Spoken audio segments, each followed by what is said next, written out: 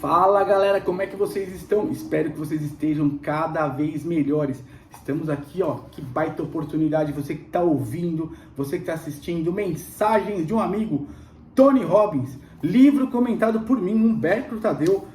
Para você que ainda não tem o hábito, não tem tempo e tá ali, ó, no áudio aí ou no vídeo, você consegue ler comigo aqui, comentado esse mega livro, essa verdadeira mensagem mesmo de um amigo que o Tony Robbins fez pra gente. Gente, o capítulo 8 se chama Vocabulário, lição 8, Vocabulário do Sucesso, ou Vocabulário do Sucesso.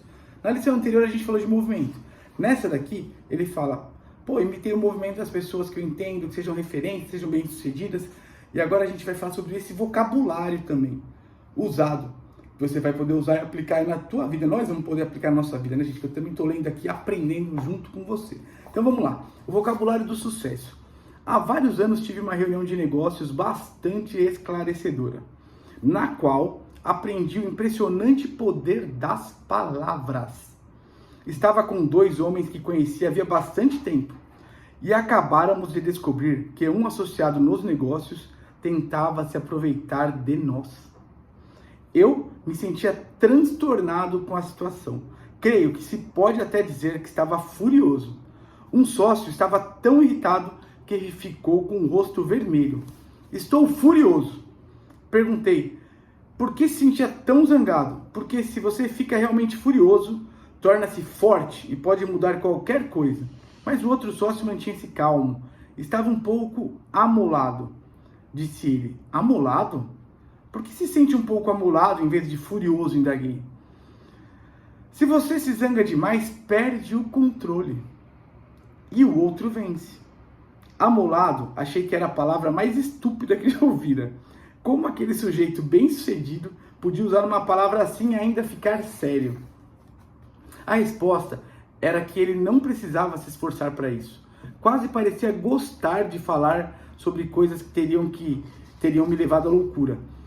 A palavra surtiu um efeito inequívoco nele e em mim. Por outro motivo, dizer amolado fazia me sentir menos transtornado. Por isso resolvi experimentar. Parti numa viagem de negócios, cheguei ao hotel em que fizera reserva, descobri que não tinha um quarto para mim. Desculpe, mas quanto mais fico aqui parado, mais me sinto amolado. A recepcionista fitou-me, sem saber como reagir, e sorriu contra a vontade. Tive que retribuir o sorriso. Durante as semanas subsequentes, usei essa palavra em diversas ocasiões. A cada vez achava tão estúpida que rompia meu padrão de raiva ou frustração. O mesmo instante baixava minha intensidade emocional. Era apenas uma palavra, mas a maneira como falamos para nós mesmos, as palavras específicas que usamos, controla nosso modo de pensar. E a maneira como pensamos controla como nossos sentimentos e o que fazemos. Nossa, hoje eu fiquei amolado com o negócio. Você vê, já dá uma mexida mesmo no emocional. Se você diz que está furioso, indignado ou arrasado, que tipo de sentimentos terá? Que tipo de perguntas fará a si mesmo? O que estará focalizando? Sua pressão não vai subir pelas paredes? Mas suponhamos que em vez de furioso, você fique apenas amolado. Em vez de assoberbado, apenas solicitado. Em vez de irritado, apenas contrariado. Em vez de rejeitado, apenas incompreendido. Em vez de arrasado, apenas um pouco aborrecido. Acho que começaria a se sentir diferente? É melhor acreditar que sim. Talvez este meio pareça simples demais. Não pode ser tão fácil assim mudar como nos sentimos apenas pela alteração de nossa linguagem. Mas a verdade é que as palavras possuem o poder de modificar o que sentimos. É por isso que ficamos tão comovidos quando ouvimos, mesmo décadas depois, as palavras de Martin Luther King Jr. sobre seu sonho ou John Frederick Kennedy falando sobre o que uma pessoa pode fazer por um país. As palavras mudam nosso modo de sentir. Um minutinho aqui, gente, tomar um golinho d'água. Delícia. Vamos lá. As palavras mudam o nosso modo de sentir. Vamos ver isso. A maioria das pessoas não tem uma percepção consciente das palavras que usa ao se comunicar com as outras e consigo mesmas. No dia a dia, muito menos a maneira por que afetam como pensamos e sentimos, de um momento para o outro. Se, por exemplo, alguém lhe diz que está enganado sobre alguma coisa, você pode ter uma reação. Se alguém lhe diz que está errado, você pode ter uma reação mais intensa. Se lhe disserem que você está mentindo, embora seja essencialmente a mesma declaração, a simples mudança de uma palavra pode alterar a maneira como você pensa e sente no mesmo instante, não é? Palavras. Gente, palavras, assim, uma das coisas que eu vejo assim mais contraprodutivas são pessoas usando palavras contrárias contra si próprias. Então, assim, já deixa a turma lá de fora. Se alguém quiser falar, que fale, mas você tem que falar bem de você. Você é o primeiro que tem que começar a falar bem de você. Sentindo-se estimulado. Também funciona no sentido inverso. Você pode aumentar o volume das emoções felizes pela simples mudança do modo como as descreve. Sinta-se extasiado em vez de satisfeito, fascinado em vez de apenas interessado, maravilhoso em vez de apenas bem. Você não é apenas determinado, mas incontrolável. Uma palavra que eu adoro, assim, que eu sempre uso no meu vocabulário é sensacional.